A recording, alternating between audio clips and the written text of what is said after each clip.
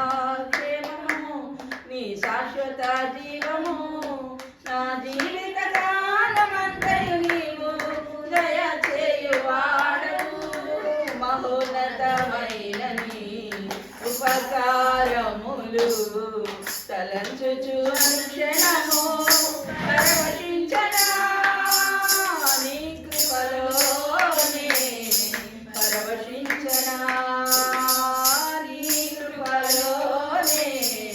పరవశించనా నా ప్రతి ప్రార్థనకు నీవిచ్చిన ఈవులే లెక్కకు మించిన దీవెనలైనాయి నా ప్రతి ప్రార్థనకు నీవిచ్చిన ఈవులే లెక్కకు మించిన దీవెనలైనాయి అడుగులు తడబడక నడిచినది నీ దివ్యవాక్యమే కడలిని మించిన విశ్వాసమునిచ్చి విజయము చేకూర్చెను అడుగులు తడబడక నడిపినది నీ దివ్యవాక్యమే కడలిని మించిన విశ్వాసమునిచ్చి విజయము చేకూర్చెను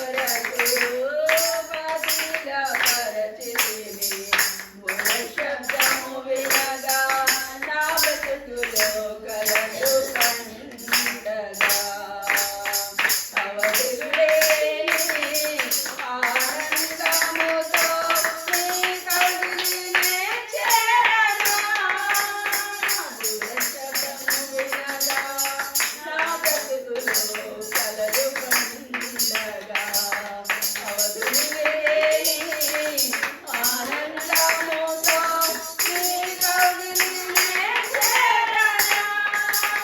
ఆరాధుడా, అభిషేకుడా, ఆరాధన నీకే.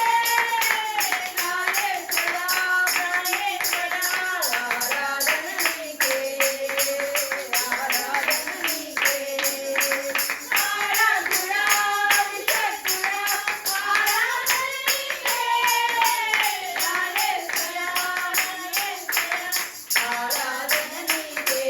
ఆరాధన నీకే. ఆరాధుడా, అభిషేకుడా, ఆరాధన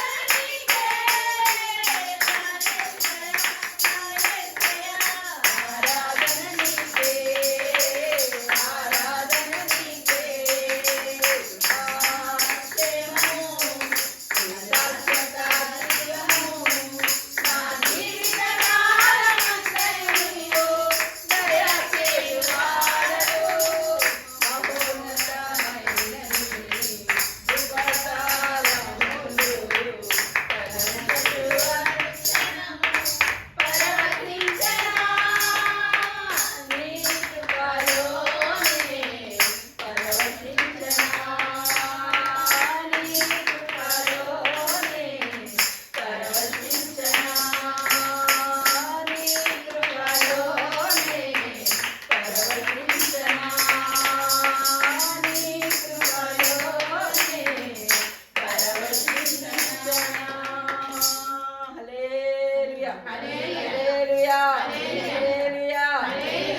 మరి దేవుడు 2025 సంవత్సరంలో జాన్యువరి మాసం అంతా ఆయన కృపలో దాచి కాచి కాపాడి ఆరోగ్యం ఇచ్చి ఆయుష్ని ఇచ్చి చివరి రోజు కదా ఈరోజు 31 31వ తారీఖులోని ప్రవేశించిన దేవునికి బిగ్గరగా నిండు మనసుతో హృదయపూర్వకంగా స్తోత్రం చేద్దాం.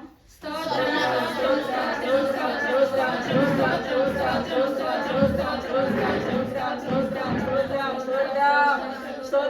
ఆరోగ్యం ఇచ్చిన దేవా స్తోత్రం. ఆయుష్ ఇచ్చిన దేవా స్తోత్రం. నెమ్మది కలుగజేసిన దేవానికి స్తోత్రం. జాన్యువరి నెలంతా పోషించిన తండ్రి నీకు స్తోత్రం. ప్రయాణాల్లో తోడైన తండ్రి నీకు స్తోత్రం. అవసరాలన్నీ తీర్చిన దేవానికి స్తోత్రాలయా. బిడ్డల క్షేమం ఇచ్చావు నీకు స్తోత్రాలు. నెల ఆరంభ దినం మొదలుకొని నెల ఆఖరు దినం వరకు నాయనా నీ కను దృష్టి నా మీద నిలుపావు నీకు స్తోత్రం. యేసయ్యా నీకు స్తోత్రాలయా. నా పోషణకర్తగా ఉన్న తండ్రి నీకు స్తోత్రాలయా. నమ్మకమైన దేవా నీకు స్తోత్రం.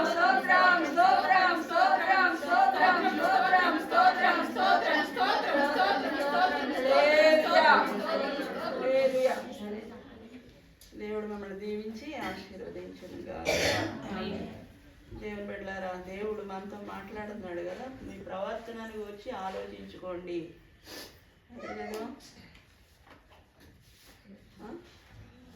ఎక్కడ చదివాం? గత వారం, అంతకు ముందు వారం గుర్తుందా?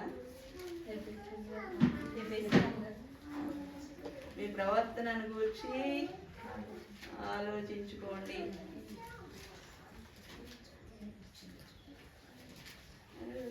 హగ్గయి గ్రంథం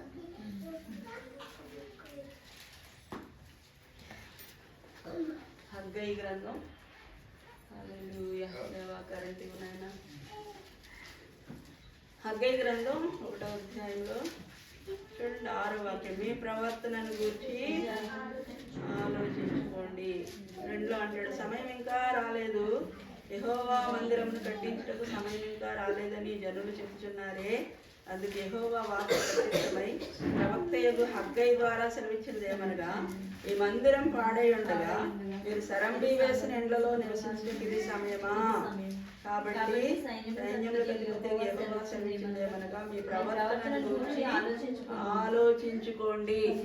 కింద అన్ని చెప్తాడు కదా, సమృద్ధి లేదు, సంతోషం లేదు, నెమ్మది లేదు, ఆకలి తీరట్లేదు, దప్పిక తీరట్లేదు, కష్టాజీతం అంతా వ్యర్థమైపోతుంది. ఎందుకు వ్యర్థమైపోతుంది? ఎందుకు సంతోషం లేదు? ఎందుకు నెమ్మది లేదు? ఈ ప్రవర్తన గురించి మీరు ఆలోచించుకుంటున్నారా అని దేవుడు అడుగుతున్నారు.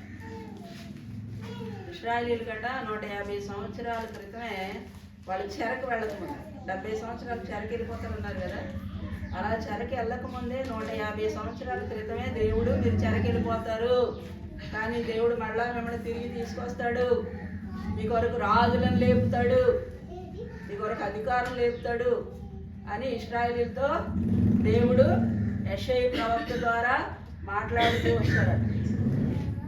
కానీ వాళ్ళ దేవుని మాటని లెక్క చేయలేదు.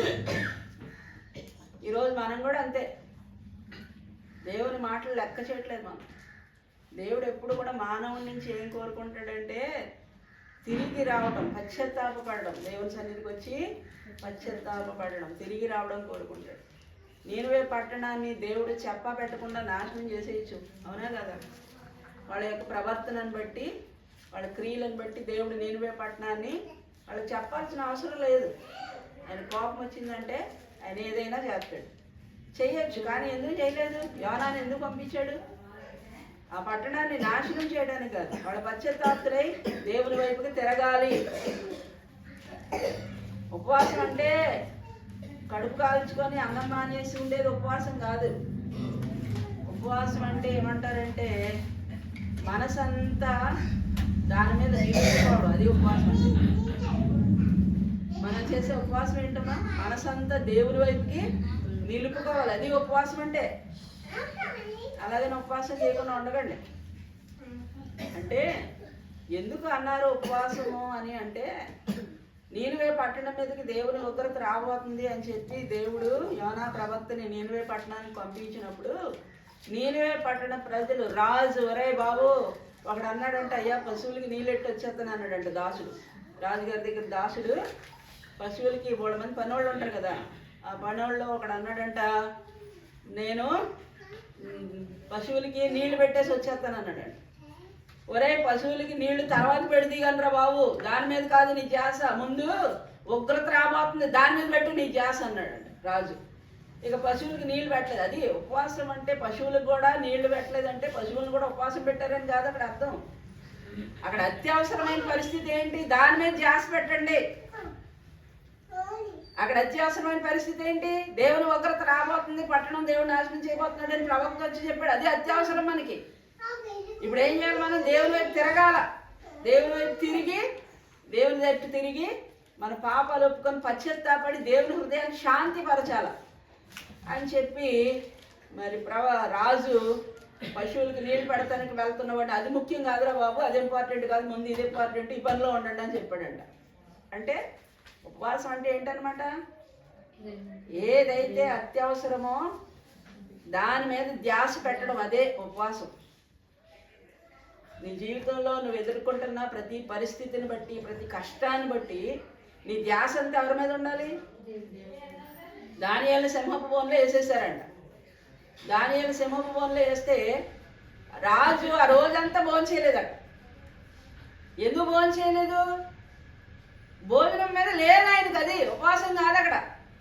ఆయన ధ్యాస అంతా దేని మీద ఉందంటే, అరే నేను దానియేలుని సింహపు బోన్లో, వీళ్ళందరూ కుళ్ళుతో అసూయతో దానియేలుని సింహపు బోన్లో వేయించమని అంటే వేసేసాను, అనవసరంగా ఆ సింహాల బోన్లో వేసాను, ఏమైపోతాడో, అయ్యయ్యో దానియేలుని నేను ఆ సింహపు బోన్లో వేసేసాను, ఆ సింహాలు తినేసాయో ఏంటో, ఎలా ఉన్నాడో, ఎప్పుడు తెల్లవారుతుందా. ఈయన దృష్టి అంతా, ఈయన మనసు అంతా దేని మీద ఉందంటే దానియేలు మీద ఉంది, భోజనం మీద లేదు. రాజా భోజనం ఏమన్నా తెప్పించమంటావా? వద్దురా, భోజనం వద్దు.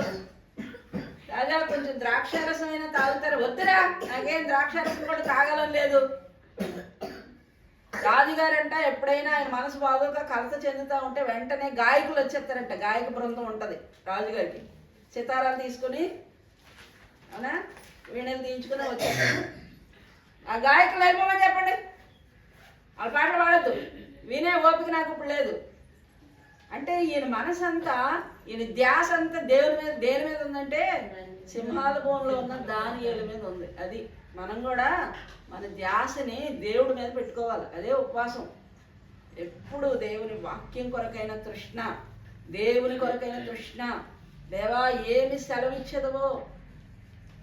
150 సంవత్సరాల క్రితం యెషయా గ్రంథంలో చూడండి ఒకసారి. యెషయా భక్తుడికి దేవుడు తెలియజేశాడంట, నేను వీళ్ళ చెరలోకి వెళ్ళిపోతారు 70 సంవత్సరాలు. ఎప్పుడు వెళ్ళారు చెరలోకి? 150 సంవత్సరాల తర్వాత వెళ్ళారు చెరలోకి. ఎంతకాలం ఉన్నారు? 70 సంవత్సరాలు ఉన్నారు చెరలో. ఆ తర్వాతి సంగతులు కూడా చెప్తున్నాడు. దేవుడు ఎంత ప్రేమ గలవాడో మనకి ఎక్కడ చూద్దాం. యెషయా గ్రంథం 44లోకి వస్తారా?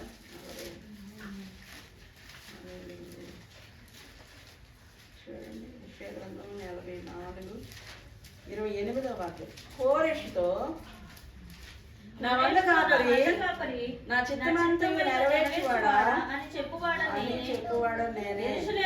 యెరూషలేముతో నీవు కట్టబడదు అనియు దేవాలయం పునాది వేయబడని నేను చెప్పుచున్నాను. ఎప్పుడు చెప్పాడంట?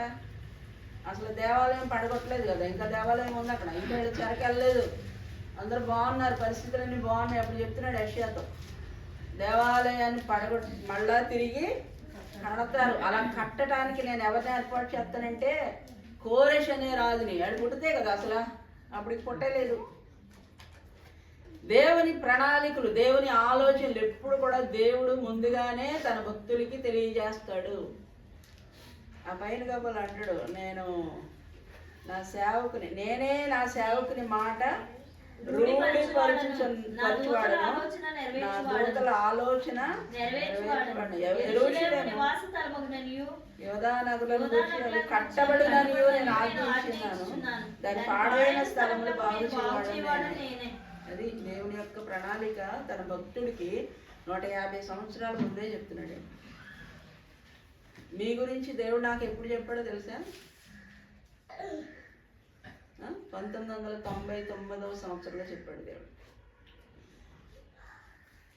మేము ఇక్కడికి వచ్చి ఇక్కడ పరిచర్య చేస్తున్నట్టు దేవుడు చెప్పిన మాట ఏంటి? ఆ మాటలో ఎప్పుడు చెప్పాడు తెలుసా? ఇక్కడికి వచ్చి ఇక్కడ సేవ చేయాలని 99లో చెప్పాడు. కానీ ఈ మాటలు ఎప్పుడు చెప్పాడు తెలుసా? 2019లో చెప్పాడు. అంటే ఎన్ని సంవత్సరాలు? యెషయాతో చెప్తున్నాడు దేవుడు ఎప్పుడు? 150 సంవత్సరాల క్రితం. మీ గురించి ఎప్పుడు చెప్పాడు? ఇప్పుడు 24, 25లో నుంచి తీసేయండి, 99 2000 తీసేయండి అంటే 25 సంవత్సరాల క్రితం మీ గురించి చెప్పాడు దేవుడు. మీరు ఆత్మలో వర్ధిల్లితే ఏం చేయాలి ప్రభు? వెళ్ళి ఏం చెప్పాలి, ఏం చేయాలి? వాళ్ళ ఆత్మలో వర్ధిల్లితే అన్ని విషయాలు వర్ధిల్లుతారు. అర్థమైందా? దేవుడు ఎప్పుడు ఒక వ్యక్తిని ఒక చోటకి పంపాడు అంటే ఒక ప్రణాళికతో, ఒక ఉద్దేశంతో.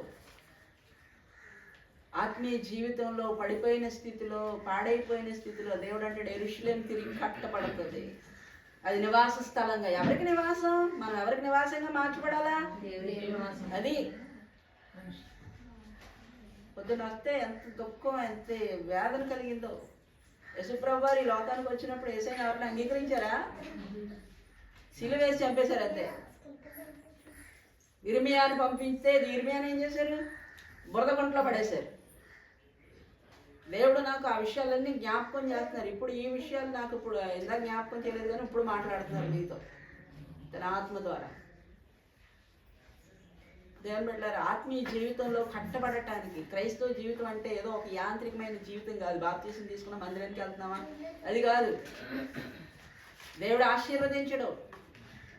దేవుడు అంటున్నాడు, నా మందిరం పాడై ఉండగా సరమ్మి వేసిన గృహాలు కట్టుకుంటున్నారు మీరు. లోక సంబంధమైన వాటి కొరకే, లోక సంబంధమైన వాటి కొరకే. ఇశ్రాయేలీని దేవుడు అంటాడు చెరలోకి పంపించేశాడు. ఆయన యెషయాతో చెప్పిన మాట ప్రకారంగా 70 సంవత్సరాలు చెరలోకి పంపేశాడు.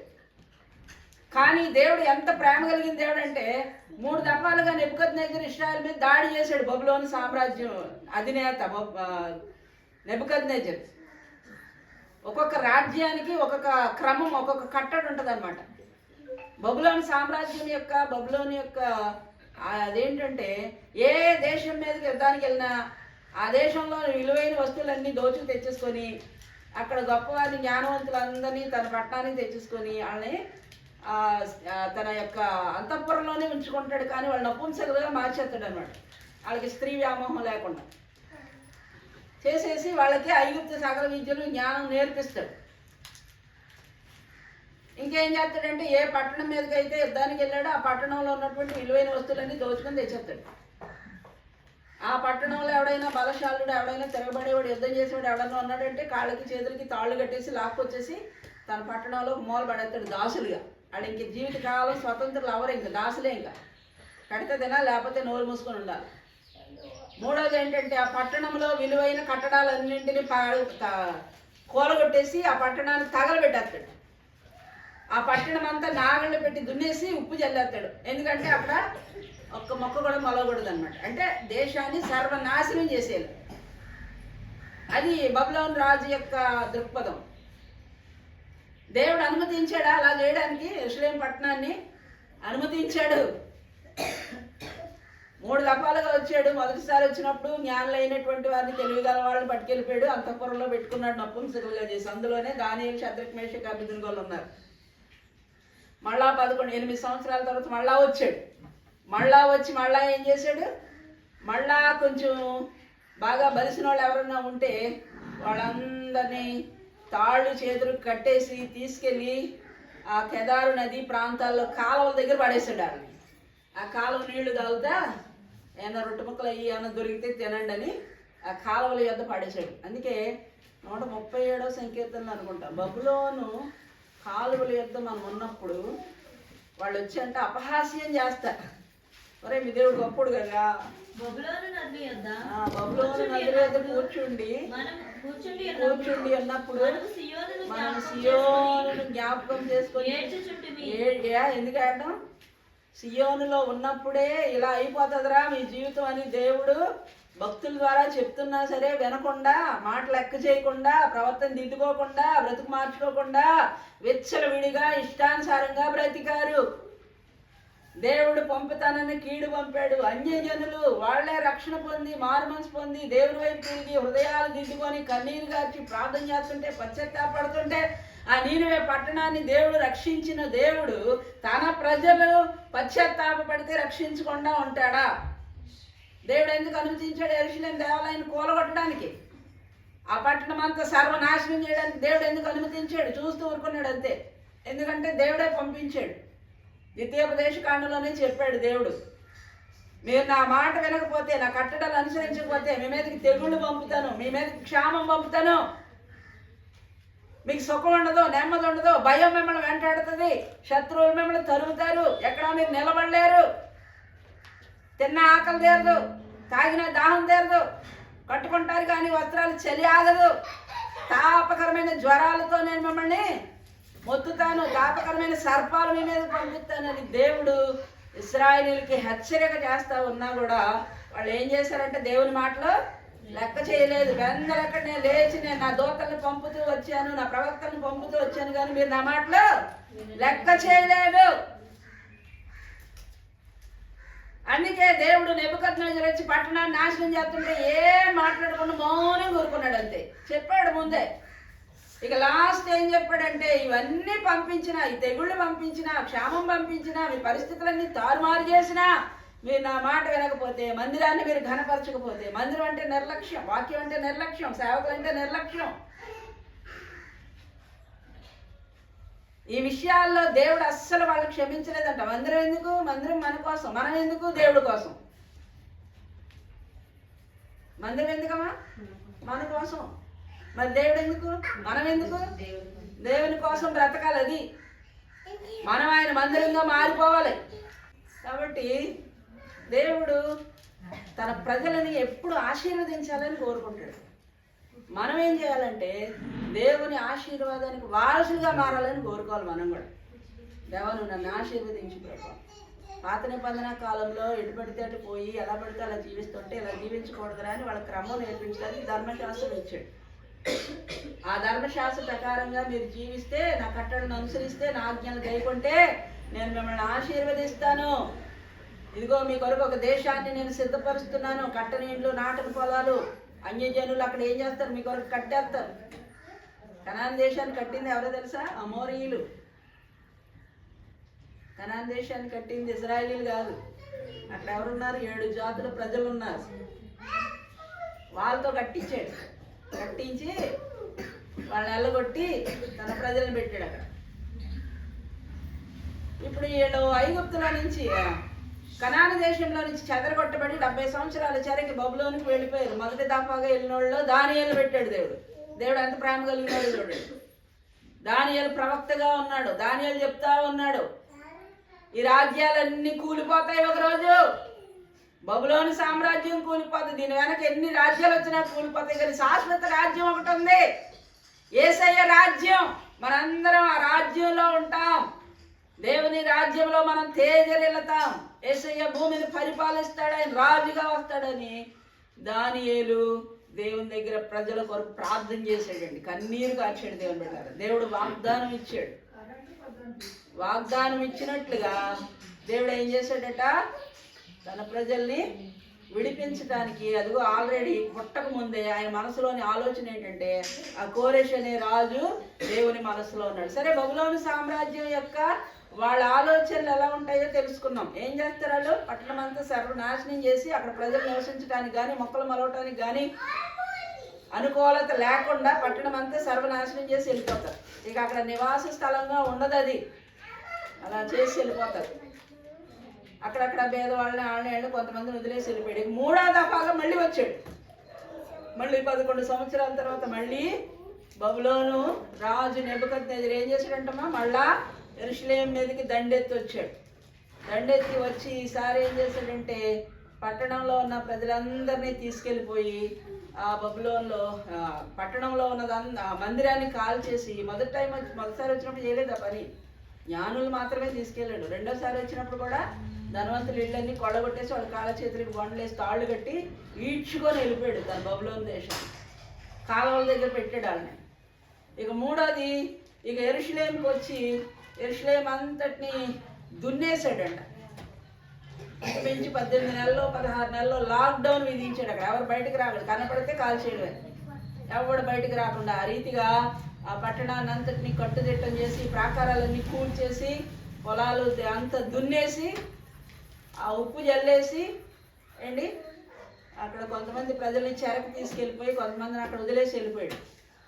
మొదటిసారి బబులోనికి వచ్చి యెరూషలేముకి వచ్చి కొంతమంది ప్రజల్ని తీసుకెళ్ళినప్పుడు అందులో దానియేలుని పెట్టాడు దేవుడు. రాజు యొక్క అంతఃపురంలో ఎవరున్నారమ్మా? ఇశ్రాయేలీయులకి ఒక ప్రవక్తను ఉంచాడు అక్కడ. రెండవసారి వచ్చి బబులోని కాలువల యొద్దకు తీసుకెళ్ళినప్పుడు అక్కడ ఎవరిని పెట్టాడో తెలుసా? యెహెజ్కేలు అనే ప్రవక్తను పెట్టాడు. 3వసారి దండెత్తి వచ్చినప్పుడు ఆ యెరూషలేము పట్టణంలోనే కొందరు ఉండిపోయారు. వాళ్ళ కొరకు దేవుడు అక్కడ ఇర్మియా ఉంచాడు. దేవుడు ఎంత ప్రేమ కలిగిన దేవుడో చూడండి. ఎంత వినాశనం జరుగుతున్నా, ఎన్ని ఉపద్రవాలు వస్తున్నా, తన ప్రజలను మాత్రం ఆయన విడిచిపెట్టట్లేదు. వాళ్ళకి ఒక సేవకుని పెట్టే వెళ్తున్నాడు. అది దేవుని గొప్పతనం, దేవుని ప్రేమ. ఇవన్నీ జరుగుతాయని యెషయాకి 150 సంవత్సరాల క్రితమే చెప్తే యెషయా ప్రవచిస్తూ వచ్చాడు. దేవుని ఉగ్రత రాబోతుంది, చెరకెళ్ళిపోతారు 70 సంవత్సరాలు, జాగ్రత్త. కానీ మీరు చెరకెళ్ళిపోయిన దేవుడు మిమ్మల్ని విడిచిపెట్టడు. కోరెష్ అనే రాజును లేపుతాడు. తప్పిపోయిన కుమారుడు అన్నాడు. తప్పిపోయిన కుమారుడు తప్పు తెలుసుకున్నాడు. సర్వం హరించుకుపోయింది, పందులు పొట్టు తింటున్నాడు. అది బుద్ధి వచ్చింది. ఆడక్కడి నుంచి తప్పు తెలుసుకొని, తండ్రి నీకు విరోధంగా పల్లవ విరోధంగా పాపం చేశానయ్యా, నీ కుమారుని అనిపించుకోవటానికి యోగ్యుని కాదు, నీకు దాసులుగా బ్రతుకుతాను అని తీర్మానం చేసుకుని వచ్చాడు. తండ్రి వాడు ఎప్పుడైతే పశ్చాత్తాపడుతున్నాడో చూసి అల్లంత దూరాన్ని వాడిని చూసి పరిగెత్తుకుని వెళ్ళి మెడ మీద పడి ముద్దు పెట్టుకుని ఇంటికి తీసుకొచ్చాడు. ప్రశస్త వస్త్రాలు తొడిగించాడు, స్నానం చేయించాడు, శుభ్రం చేశాడు, విందు చేశాడు. బాగుంది. ఇంట్లో ఉంటూ వీడు ఆలోచించుకున్నాడంట, నేను ఎలాగ వెళ్ళిపోతే మా నాన్న ఎలాగో నా కోసం ఎదురొస్తాడు, అంతేనా? నేను కానీ ఇంట్లో నుంచి వెళ్ళిపోతే మా నాన్న మళ్ళీ నా కోసం పరిగెట్టుకొని వస్తాడు, ఎందుకంటే మా నాన్నకి నేను లేకుండా ఉండలేడు, అర్థమైపోయింది కదా అని ఈసారి మళ్ళీ వెళ్ళిపోయాడంట. మళ్ళీ వెళ్ళిపోయి ఏం చేశాడంటే పందులు పొట్టు తినకుండా కొంత డబ్బు ఎక్కడో దాచుకున్నాడు. కొంత డబ్బు దాచుకొని మళ్ళా నాన్న దగ్గరికి ఆ డబ్బు పట్టుకొని రావాలి కదా. మరి అక్కడ ఏమి లేక ఇంకా చేతిలో పైసా లేక పుట్టు తింటున్నాడు. ఇప్పుడు కొంత డబ్బు దాచుకుంటే ఒకవేళ అలాంటి పరిస్థితి వచ్చినప్పుడు నా ఆస్తి అంతా హరించిపోయినప్పుడు మళ్ళా నేను ఈ డబ్బు పట్టుకొని ప్రయాణమై మా నాన్న దగ్గరికి వెళ్ళిపోతాను, మా నాన్న నన్ను దూరం చూడగానే పరిగెత్తుకొని వస్తాడు, నా మెడ మీద పడతాడు, ముద్దు పెట్టుకుంటాడు అని ఆలోచించుకొని వస్తున్నాడంట. సరే వచ్చాడు, చూశాడు, నాన్న రావట్లేదు. అదేంటి మా నాన్న నన్ను చూస్తే పరిగెట్టుకుని వస్తాడు కదా, రావట్లేదు ఏంటి అనుకున్నాడు. ఈడే వెళ్ళి తలుపు తట్టడం మొదలుపెట్టాడు. వెంటనే నాన్న తలుపు తీశాడు. మెడ మీద పడి ముద్దు పెట్టుకుంటాడేమో అనుకుంటే తండ్రి అన్నాడు, ఒరే వీడు పరలోకానికి విరోధంగా నా ఎదుట కూడా పాపం చేశాడు. వీడు నా కుమారుడు అనిపించుకోవటానికి యోగ్యుడు కాదు, గట్టేంటి రాయండి నిత్య నరకాగ్ని. అంతే కదా. మొదటిసారి ఛాన్స్ ఇచ్చాడు, రెండోసారి కూడా ఇదే జరుగుతుంది అనుకున్నాడు. జరుగుతుందా? మనం ఎలా ఉన్నామంటే దేవుని ఇంట్లోకి వచ్చేసాం. ఒకప్పుడు లోకంలో పాపంలో చీకట్లో ఉన్నాం. దేవుడు నిన్ను ప్రేమించాడు. అదే అంటే యెహెజ్కేలు గ్రంథంలో చూడండి ఆ మాటలు, ఇశ్రాయేలీయుల గురించి పలికిన మాటలు మన గురించి కూడా అయ్యే. 36, 38.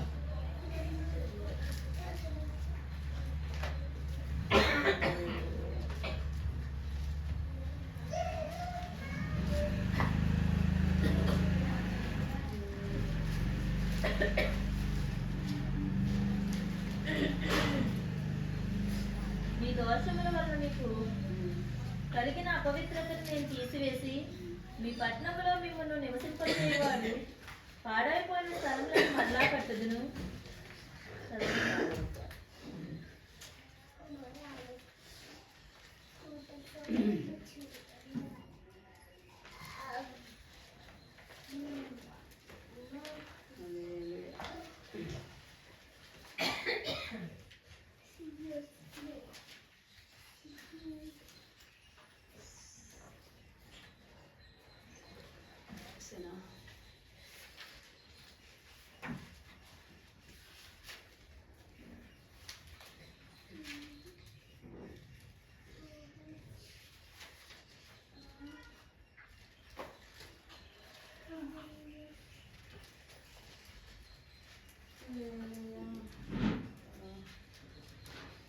పిల్లలు పెద్ద పిల్లలు అయినప్పుడు చదువుతారు కదా ఆ మాటలు ఎక్కడో తెలుసా.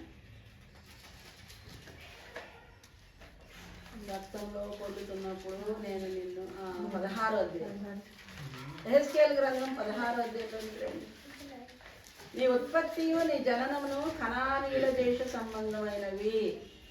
దేవుడు అంటున్నాడు, నిన్ను ఎక్కడ తీసుకొచ్చి పెట్టాను, నేను కనాను దేశంలో పెట్టాను. యెహెజ్కేలు ప్రవచిస్తా ఉన్నాడు ఇశ్రాయేలీయుల మధ్యలో, బబులోను దేశంలో, ఇశ్రాయేలీయుల దేశంలో. కనానీయుల దేశ సంబంధమైనవి. నీ తండ్రి అమోరీయుడు, నీ తల్లి హిత్తీయురాలు. కనాను దేశంలో ఎవరెవరు నివసించారమ్మా? కనానీయులు, హిత్తీలు, హివ్వీలు, పెరిజీలు, అవునా? 7 జాతుల ప్రజలు నివసించారు. కాబట్టి దేవుడు అంటున్నాడు, నీ తండ్రి అమోరీయుడు. ఆ పట్టణం కట్టింది ఎవరంట? నీ తల్లి హిత్తీయురాలు.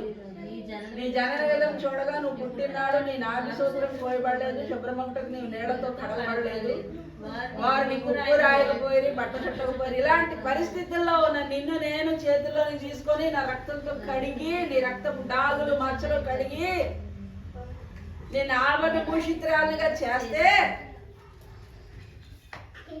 నువ్వేం చేస్తున్నావు? ఇప్పుడు వయసు వచ్చిన తర్వాత వ్యభిచారపు మనసు కలిగి ఇతర దేవతలను ఆశ్రయించి నన్ను విడిచి వెళ్ళిపోతున్నావు. నువ్వు నీకు ఈ అందాన్ని ఇచ్చింది ఎవరు? నీకు ఘనతనిచ్చింది ఎవరు? నీకు పేరు ప్రఖ్యాతులను ఇచ్చింది ఎవరు? నిన్ను ప్రేమించింది ఎవరు? నీ కొరకు రక్తం కార్చింది ఎవరు? నీ కొరకు ప్రాణం పెట్టింది ఎవరు? ఆయన విడిచిపెట్టేసి దేవుని విడిచిపెట్టి ఈ లోకాన్ని ప్రేమించడం మొదలు పెట్టారంట. దేవుని బిడ్డలు మనల్ని ఎన్నుకున్నది ఎందుకు? ఆయన సాక్షులుగా ఈ లోకంలో జీవించడానికి, ఆయన పోలికలోనికి మనం మార్చుకోవడానికి. నీ రూపం అందంగా ఆయనలాగా ఉండాలన్నమాట. ఎవరిని చూసినా కూడా క్రీస్తులాగా కనపడాలి, క్రీస్తు మనస్సు కలిగి ఉండాలి. పౌలు చెప్తాడు కదా, పౌల్ని దమస్క్ మార్గంలో దర్శించాడంటే. దమస్క్ అంటే బబులోని యొక్క రాజధానినా? ఆ మార్గంలో పట్టుకున్నాడు దేవుడు, దర్శించాడు. గొప్ప వెలుగు అతని మీద పడినప్పుడు అతను మారిపోయాడు, మారు మనసు పొందాడండి. ఇప్పుడు అంటున్నాడు, నేను క్రీస్తును పోలి నడుచుకున్న ప్రకారం. కొరింథీయులకు రాసిన మొదటి పత్రిక అనుకుంటా 11వ అధ్యాయం అంటాడు, నేను క్రీస్తును పోలి నడుచుకున్న ప్రకారం. ఎంత ధైర్యంగా చెప్తున్నాడండి. దేవుడు మనల్ని కూడా కోరుకున్నది ఎందుకు? ఆయనను పోలి బ్రతుకుతామని, ఆయన సాక్షులుగా బ్రతుకుతామని.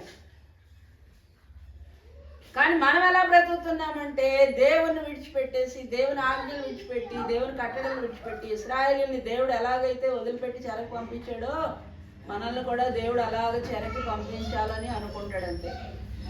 అందుకే అంటాడు కదా, ఇవన్నీ మీకు దృష్టాంతములుగా. ఇశ్రాయేలు చరిత్ర ఎందుకు మనకి పాత నిబంధన కొట్టేయలేదు దేవుడు. పరిశుద్ధ గ్రంథం అంటే 2 పుస్తకాలు కలిసే ఉంటాయి, పాత నిబంధన కొత్త నిబంధన. పాత నిబంధన ఎందుకు మనకి? మనమంతా క్రొత్త నిబంధన జనులం కదా. దేవుడు మనకి క్రొత్త నిబంధన ఇచ్చాడు, ఆ నిబంధన జనులం మనం. మరి పాత నిబంధన ఎందుకు? నీ జీవితంలో చూసుకోవాలంటే పాత నిబంధనలోకి వెళ్ళాలి నువ్వు. పాత నిబంధనలో ఉన్న భక్తులు, పాత నిబంధనలో ఉన్న భక్తిహీనులు దేవుడు ఎలాంటి తీర్పులు తీర్చాడో, వాళ్ళు ఎలా శిక్షించాడో, కొత్త నిబంధన సంఘానికి కూడా అదే తీర్పులు, అదే శిక్ష అని చెప్పడానికే దేవుడు పాత నిబంధన గ్రంథాన్ని మన కొరకు అలాగే పదిలిపరిచి ఉంచాడు. చరిత్ర గ్రంథాలు. పాత నిబంధన అంతా చరిత్రేనా? చరిత్రే. ఆదికాండం చూస్తే ఆదికాండంలో దేవుడికి ఒక కుటుంబం కావాలి. ఆకాశాన్ని పరలోకాన్ని పరిపాలించడానికి దేవుడు అక్కడ ఉంటే, భూమిని పరిపాలించడానికి దేవుడు మానవుని భూమి మీదకి పంపించాడు. అవునా కాదా? ఈ భూమిని దేవుడు మానవునికి అప్పగించాడు. భూమి మీద నువ్వు పరిపాలన చేయాలి, ప్రతిదీ కూడా నీకు లోబడుతుంది. ఆదాముకి సైన్స్తో పని లేదు. వాడలు తయారు చేయాలా, హెలికాప్టర్ తయారు చేయాలా, ఫోన్ కావాలా, అక్కర్లేదు. ఎక్కడి నుంచి మాట్లాడతాడో అక్కడి నుంచి వినబడుతుంది అవతలడికి. అలాంటి శక్తిని, అలాంటి జ్ఞానాన్ని ఇచ్చాడు. అలాంటి ప్రపంచంలో నుంచి వచ్చాడు ఆయన. అదైందా? నోవహు జలప్రళయంలో నశించిపోతున్నప్పుడు దేవుడు పెద్ద వాడన చేసుకున్నాడు. అవునా కదా? ఎందుకు? పాపం ప్రవేశించింది కాబట్టి. కానీ దేవుడు సముద్రం మీద మానవునికి అధికారం ఇచ్చాడు. నువ్వేం పడవ తయారు చేయించుకోగలదు, నావ తయారు చేయించుకోగలదు, ప్రయాణం చేయాలి, దర్శించుకో దేశాల్లో సముద్ర ప్రయాణం చేయాలనుకున్నప్పుడు సముద్రం మీద నడిచిపోతావు అంతే. అతి అధికారాన్ని దేవుడు ఇచ్చాడు. అది ఎలా చెప్తామమ్మా? మనం ఎందుకు నడలేకపోతున్నామంటే, ఆదాము మరి తప్పు చేయనంత వరకు, పాపం చేయనంత వరకు ఏ వాడు తయారు చేసుకోలేదు. 2 సంవత్సరాలు జీవించాడు, 930 సంవత్సరాలు జీవించి ఎక్కడికి వెళ్ళాలన్నా సముద్రం మీద వెళ్ళాలంటే నడిచి వెళ్ళిపోవడమే, గాల్లో ప్రయాణం చేయాలంటే ఎదురుగా వెళ్ళిపోవడమే. అర్థమవుతుందా? నిజమే ఉంటుందా? నిజమే ఉంటుందా? నిజమేనా? కథలు కాదు. యశోదేవి గారు భూమి మీదకి వచ్చి ఆయన నీళ్ళ మీద నడిచేస్తున్నారంట. ఆదాము చేసిన పనే అది. ఆదాముని దేవుడు సృష్టించినప్పుడు ఆదాము కూడా నీళ్ళ మీద నడిచేవాడు. మనకి ఎలా తెలుసు అంటే, కడపటి ఆదాము వచ్చి నీళ్ళ మీద నడుస్తున్నాడు. పేతురు అన్నాడంట, ప్రభువా నీవే అయితే నేను కూడా రావాలన్నాడంట. వచ్చే అన్నాడంట. నీళ్ళ మీద నడిచి వెళ్ళిపోయాడా లేదా? వెళ్ళిపోయాడా? అంటే దేవుడు ఏం తెలియజేస్తున్నాడు దాని ద్వారా మనకి? నీకు సైన్స్తో పని లేదు, సాంఘిక పరిజ్ఞానం నీకు అక్కర్లేదు, నీకు నావలు అక్కర్లేదు, బోట్లు అక్కర్లేదు, ఏం అక్కర్లేదు. మానవుని దేవుడు ఏ మనస్సుతో, ఏ ఆలోచనతో సృష్టించాడు అంటే, మానవునికి సర్వశక్తులు ఇచ్చి భూమిని పరిపాలించు. ప్రతి దాని మీద నీకు అధికారం ఉంది. ప్రతి జంతువు మీద నీకు అధికారం ఉంది. క్రూర మృగాలే కాదు, సాధువు జంతువులే కాదు, ప్రతి దాని మీద నీకు అధికారం. సృష్టి అంతటి మీద నీకు అధికారం. సూర్యచంద్రుల మీద నీకు అధికారం ఉంది. ఈ భూమి మీద నీకు అధికారం ఉంది. చెప్పడా లేదా? మోషే ఏం చేశాడు? రక్తాన్ని నేలగా మార్చేశాడు. ఎలా మార్చేశాడు? వాక్య ప్రభావం, నోటి మాట. దేవుడి శక్తినిచ్చాడు, అధికారాన్ని ఇచ్చాడు. కానీ తప్పు చేయడం వల్ల, దేవుని ఆజ్ఞను మేరటం వల్ల ఆ అధికారాన్ని కోల్పోయాడు, ఆ ప్రభావాన్ని కోల్పోయాడు. మళ్ళా దేవుడు భూమి మీదకి వస్తాడు. 1000 ఏళ్ళు భూమి మీద పరిపాలన చేసినప్పుడు అంటే, దేవుడి అధికారం అంతా తిరిగి పోగొట్టుకున్న అధికారాన్ని మానవుడు చూడడానికి సిద్ధంగా ఉన్నాడు. దాని కొరకు ఎదురు చూడాలి మనం. ఎందుకు? నీ జీవితంలో సమస్యల మధ్యలో, సుడిగుండాల మధ్యలో పలకబడినటువంటి మాట ద్వారా నీ జీవితం అంతా ఆశీర్వాదకరంగా ఉండాలి.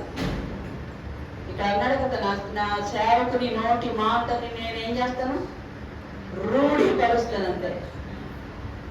పలుకు నువ్వు నీ నోటితో, ఇదిగో నా సేవకునికి నా ఆలోచనలు ఎందుకు చెప్తున్నాను నేను? నా సేవకుడు ఏదైతే నోటితో పలుకుతాడో అది జరిగితే అవుతుందంతే. అంటే నీ పలుకుకి దేవుడు గొప్ప శక్తిని ఇచ్చాడు. కానీ ఎందుకు నువ్వు ఏమీ సాధించలేకపోతున్నావు? నీ జీవితం ఎందుకు భ్రష్టు పట్టిపోయిందంటే నువ్వు దేవుని మాట వినకపోవడం, దేవుని కొరకు ఒక మందిరంగా మార్చబడకపోవడం. 122వ సంకీర్తన మీరు చదివిన 34వ సంకీర్తన మందిరం గురించి చాలా శ్రేష్టమైన అనుభవాలు. 84వ సంకీర్తనలో కోరం కుమారుల కీర్తన ఎంత చక్కటి అనుభవాలు అంటే జీవంగల దేవుని మందిరాన్ని దర్శించడానికి నా హృదయం ఎంతో ఆనందంతో కేకలేస్తుందంట. నీ మందిరం మంది నివసించే వారు ధన్యులంట, వారు బలం పొందుకుంటారంట, వారి యాత్ర చేయ మార్గంలో వారికి అతి ప్రియంగా ఉంటాయంట. అంతేనా? దావీదు దేవుని దగ్గర ఒకే ఒక వరం అడిగాడు, దేవా నీ ప్రసన్నత నేను చూడాలయ్యా, నీ ఆలయంలో నీ కృపను నేను ధ్యానించాలి ప్రభా, జీవితకాలం అంతా నీ ఆలయంలో నివసించాలి. మనకేమో మందిరం అంటే నిర్లక్ష్యం. మీరు మందిరం పాడైపోయి ఉంటే మీరు ఎందుకు సరంబి వేసిన గృహాలు కట్టుకోవడానికి ఆశపడుతున్నారు? మీ మందిర నిర్మాణం సరిగ్గా జరిగితే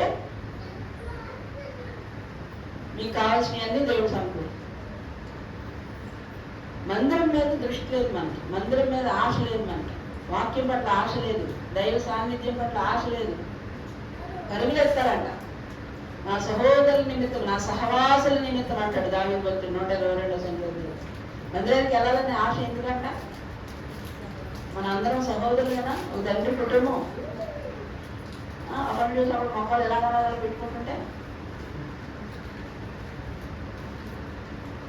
మన సహోదరులమైనా యేసు రక్తంలో కడగబడిన కుటుంబమైనా మనం మరి ఆళ్ళు చేసి మొక్కలు ఎలాగ పెట్టుకుంటుంటే దావీదు భక్తుడు చెప్తున్నాడు, మందిరం అంటే ఎందుకు ఆశ కలిగి ఉండాలి, ఎందుకు ఆసక్తి కలిగి ఉండాలి, ఎందుకు సహవాసం మనకి, ఎందుకు దైవ సాన్నిధ్యం మనకి. మిమ్మల్ని బట్టియే కదా అన్ని జనుల మధ్యలో నా నామము దేవుని నామాన్ని పైన తెచ్చి పెట్టాలనుకుంటున్నాం. మనం ప్రతి వాక్యాన్ని నెరవేర్చాలి. ప్రతి వాక్యాన్ని. ఈ వాక్యం ఎందుకు ఇచ్చాడు మనకి? ఈ వాక్యం నెరవేర్చడానికి. ఇశ్రాయేలీయులు అన్నాడు ఎలా పడితే అలా వెచ్చలవిడిగా, ఒక ధర్మశాస్త్రం లేదు, ఒక కట్టడి లేదు, ఒక విధి లేదు, ఏం లేదు, అవతల పడితే దాన్ని వెళ్ళి ప్రేమించడం, పెళ్లి చేసుకోవడం. ఇప్పుడు అదే కదా. దేవుడు అంటాడు, నీకు ఇష్టమైన దాన్ని ఎదురు నుంచి తీసేస్తాను, వేసుకెళ్ళి నువ్వు అస్సలు ఒక్క కంటి నీరు ఒక్క చొక్క కూడా పడ్డానికి వీల్లేదు, ఏడవడానికి వీల్లేదు అది అన్నాడు. మనం దేవుడి కంటే దేవుని ఎక్కువగా ప్రేమిస్తామో అది తీసి పడతాడు మన ఎదురు నుంచి. అది పిల్లలైనా, ఉద్యోగమైనా, వ్యాపారమైనా, ఆస్తి అయినా, అంతస్తైనా, ఇల్లు అయినా, బాగులైనా. అది కొంతమందికి ఇంటి మీద ఎంత వ్యామోహం రుచి చేసి అసలు ఎక్కడ ఎంత మచ్చ డాగు ఏం లేకుండా నీట్గా ఆవిడ అందరి ఇల్లు వచ్చి పరీక్షిస్తూ ఉంటుంది. ఇల్లు ఎలా ఉంది, శుభ్రంగా ఉందా లేదు, శుభ్రం చేసుకున్నాడు. మా ఇంటి గొడవ నేను చెప్తాను, ఈ ఇంటి గొడవ చూసుకోవచ్చు కదా. కొంతమందికి చాలా సంపత్రయం అండి, చాలా సంపత్రయం, నేను చాలా నీట్గా ఉన్నాను. అవతల ఆ బుద్ధే నీకు సరిగా లేనప్పుడు దేవుడు నేను ఏం ఆశీర్వదిస్తాడు? ఆ గొడవ నీకు ఎందుకు? ప్రతి విషయంలో మనల్ని మనం దేవుని దగ్గరికి వచ్చినప్పుడు సరిచేయబడాలి. వాక్యపు అర్థంలో మనల్ని మనం కడుక్కోవాలి. మరి ఇందులో ఏ మాటలు ఉన్నాయో ఆ మాటలే చెప్పాలి కదా. దేవుడు ఇర్మియాకి ఏ మాటలు తెలియజేసాడో ఆ మాటలే చెప్పాలి. నువ్వు ఎలాంటి మాటలు చెప్తావేంటి? నువ్వు చెరకెళ్ళిపోతానని చెప్తావేంటి? ఎత్తి పడేంట్రా, నీ గొర్రె పడేంట్రా. చెరకి వెళ్ళారు లేదా? మరి దేవుడు చెప్పమన్నాడు కదా. ఎవరు చెప్పమన్నారు? ఇర్మియా చెప్పాడా, దేవుడు చెప్పాడా? దేవుడు ముఖాముఖిగా ప్రజలు ముఖం చూడటం. నేను వచ్చానా కాలి భస్మం అయిపోతారు అంతే, కాబట్టి నా సేవకుడిని పంపుతాను, అతను చెప్తాడు, నా మనసులో ఏముందో, నా ఆలోచన ఏముందో అతను చెప్తాడు, వినండి అతను మాట, వింటే బాగుపడతాడు. వినకపోతే మన జీవితం దేవుని వాక్యం దగ్గరికి వచ్చినప్పుడు ఎలా ఉంది? ప్రతి వాక్యాన్ని నేను నెరవేరుస్తున్నానా? ప్రతి వాక్యానికి నా జీవితం అనుగుణంగా ఉందా లేదా? ఈ వాక్యం నా జీవితంలో నెరవేర్చబడట్లేదు ప్రభువా. ఇది మందిరం కట్టడం అంటే. దేవుడు చెరకి వెళ్ళిపోయిన తర్వాత దేవుడు మరలా వాళ్ళని విడిపిస్తానని వాగ్దానం చేశాడు. మళ్ళా మిమ్మల్ని నేను యెరూషలేముకు తీసుకొస్తానని వాగ్దానం చేశాడు. అలా యెరూషలేముకు తీసుకొస్తానని వాగ్దానం చేసి 70 సంవత్సరాల తర్వాత వాళ్ళు తిరిగి యెరూషలేముకు వెళ్ళడానికి, నేను ఇంత బబులోను రాజు గురించి చెప్పాను కదా, ఇప్పుడు కోరెష్ రాజు గురించి. కోరెష్ రాజుని దేవుడు ఎందుకు ఏర్పాటు చేశాడు అంటే, యెషయా గ్రంథం 44లో చదివాం కదా కోరెష్ రాజు గురించి. కోరెషు నా మంద కాపరి అని పిలుస్తున్నాడు. నా మందని కాసే కాపరివి నువ్వేం చేయాలంటే నా మందిరానికి నువ్వు పునాది వేయాలి. నా మందిరానికి నువ్వు పునాది వేయాలి. అందుకనే నేను ఎన్నుకున్నాను. ఇప్పుడు కోరెషు అంటే దర్యా, వీళ్ళెవరంటే అష్షూరు వాళ్ళు అనమాట. అష్షూరు సామ్రాజ్యం అనమాట. వీళ్ళెందుకు దేవుడు ఇజ్రాయేలీల మీదకి రాజుగా పంపించాడు అంటే బబులోను మీదకి దండెత్తి వచ్చి బబులోను రాజ్యాన్ని జయించి ఇప్పుడు ఆ రాజ్యాన్ని కోరెషు రాజు పరిపాలిస్తున్నాడు. అయితే ఇశ్రాయేలీలందరూ ఆ బబులోను రాజు చేతి కింద ఏ రాజ్యాలు ఉన్నాయో అవన్నీ కూడా ఎవరి చేతి కిందకి వచ్చాయి? కోరెషు రాజు చేతి కిందకి వచ్చాయి. దేవుడు ఈ కోరెషుతో మాట్లాడుతున్నాడు, అన్యరాజుతో మాట్లాడుతున్నాడు. ఏమని మాట్లాడుతున్నాడు?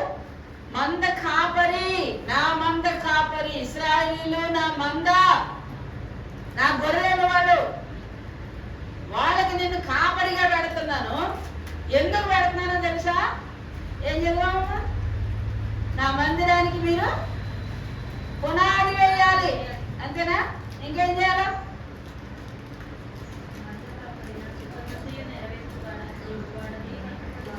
దేవుని చిత్తమంతా నెరవేర్చాలి. అది ఆయన మనసులో ఏ ఉద్దేశాలు ఏ ఆలోచనలు ఉన్నాయో అవన్నీ నెరవేర్చడానికి దేవుడు ఒక అన్యరాజును లేపాడు.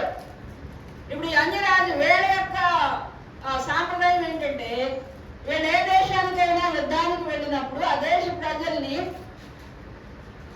వాళ్ళు తీసుకొని వచ్చి వాళ్ళకి బానిసలుగా వాళ్ళ దేశంలోకి తీసుకురారు కానీ ఆ పట్టణాలు నాశనం చేయరు. కానీ ఏ పట్టణానికైతే వెళతారో ఏ దేశానికైతే వెళ్తారో ఆ దేశాన్ని వాళ్ళు స్వతంత్రించుకున్నప్పుడు ఆ ప్రజలను అక్కడే ఉంచి అంటాడు, మీరు పంటలు పండించండి, మనం పొలాలు వేసుకోండి, పంటలు పండించండి, ఇల్లు కట్టుకోండి, కానీ మీరు ఎప్పటికీ మాకు దాసులుగా ఉండాలి.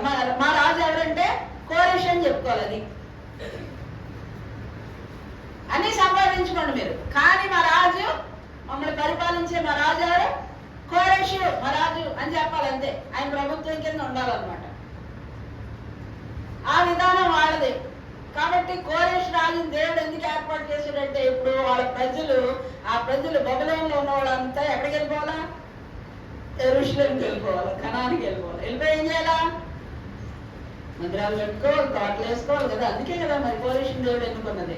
నువ్వు నా మందను కాచే కాపరిగా నీకు ఈ స్థానం ఎందుకు ఇచ్చానో తెలుసా? నా ప్రజలను కనికరంతో చూడు. ఇప్పుడు ఈడ ఏమేమి నెబుకద్నెజరు యెరూషలేములో నుంచి ఏమేమి ఎత్తుకొచ్చాడో అవన్నీ ఇవ్వాలి ఇప్పుడు వాళ్ళకి.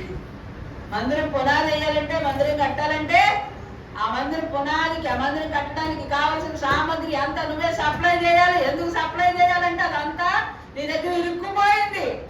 బబులోను రాజు తీసుకొచ్చి బబులోను సామ్రాజ్యం నిధుల్లో పెట్టాడు. అవన్నీ బయటికి తీయించి నా ప్రజలకు ఇచ్చి పంపించు, మందిరం కడతారు. దేవుడు ఎంత ప్రేమ కలిగింది దేవుడో చూడండి. వెండి ఇచ్చారంట, బంగారం ఇచ్చారంట, లెక్క ప్రకారం ఏమేమి ఎత్తుకెళ్ళాడు అన్ని. ఎజ్రా గ్రంథంలో 1వ అధ్యాయంలో మీరు చదివితే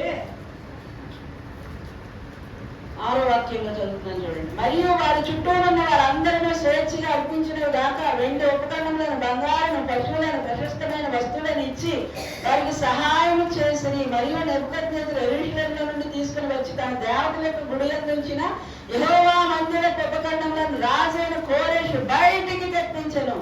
పారసీక దేశ రాజైన కోరెషు తన ఖజానాదారుడైన మిత్రుదాకు ద్వారా వాటిని బయటికి తెప్పించి లెక్క చేయించి యూదులకు అధిపతులు శ్రేష్ఠ చేతికి అప్పగించెను. వాటి యొక్క లెక్క 30 బంగారు పళ్ళెములు, 1000 వెండి పళ్ళెములు, 29 కత్తులు, 30 బంగారు గిన్నెలు, 410 వెండితో చేయబడిన 2వ రకమైన గిన్నెలు, మరి ఇతరమైన ఉపకరణలు 1000 ఉండను. బంగారు వస్తువులను, వెండి వస్తువులను అన్ని 5400.